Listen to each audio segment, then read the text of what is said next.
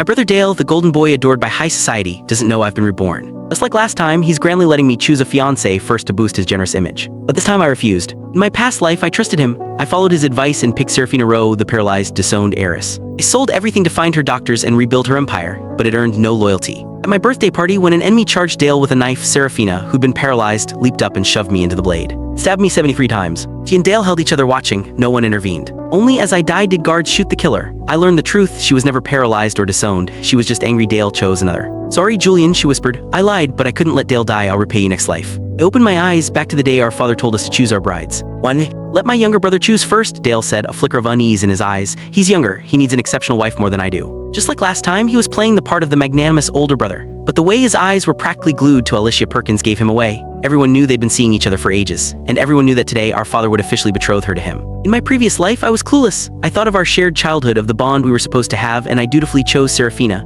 I thought I was doing something noble, sacrificing for my brother's happiness. I had no idea I was choosing to walk into hell. Before I died, I was stabbed 73 times, my heart shredded to pieces. The medical team Serafina had on standby swarmed around Dale, who had a mere 1 centimeter scratch on his hand. He feigned agony, curling into her arms. Serafina, it hurts so much. You have to save your brother-in-law. It's all my fault. I shouldn't have fought him for you. People around them sighed, murmuring about how kind the elder Shearer's son was, thinking of his brother even at a time like this. They let me bleed out. Only when my blood ran dry did he finally begin to wail, screaming at the bodyguards, "Save my brother, please, you have to save him." I watched the tears stream down his face and wanted to laugh. He was always like this, using that benevolent mask to steal our father's love, to trick me into a disastrous marriage, to leave me destitute and alone. Cold smirk touched my lips. Since my older brother is being so considerate, I won't be polite. I choose Alicia Perkins. Dale stared at me in disbelief. Julian, you know that Alicia and I. Serafina's gaze shot to me, a flicker of shock in her eyes. My father, enraged, slapped me across the face. Who the hell do you think you are? Alicia is an heiress, a princess of high society. You think she'd ever look at a bastard like you? You know she loves your brother. What kind of game are you playing? I swallowed the pain and laughed. If it's all been decided, why not just marry me off to the cripple, Serafina? Are you afraid people will say you're playing favorites? Shadow crossed Dale's face and his eyes instantly reddened. Julian, how can you say that? Father has always loved you. As we argued, Serafina, who had been sitting silently in her wheelchair, suddenly stood up.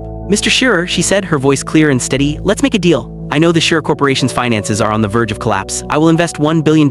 In return, your eldest son marries me. I never imagined she would expose her act now after faking it for so long. I stared at her, my eyes burning, until her cold gaze met mine and softened for a fraction of a second, filled with something complex and apologetic. Laughed out loud, so she was reborn too. Then after watching me die, given a second chance, she still couldn't stand the thought of Dale marrying someone else. She was even willing to play her ultimate trump card, revealing that she wasn't paralyzed and was still the heiress to the Rowe fortune. Yet in our last life, she had watched me sell everything I owned to pay for her treatment. I even sold one of my own organs for cash, and she never said a single word. At the mention of $1 billion, a flash of ecstatic greed lit up our father's face. The whole point of these marriages was to save the company, and the Rowe family's power far. Click the link on the homepage to watch the full follow-up for free.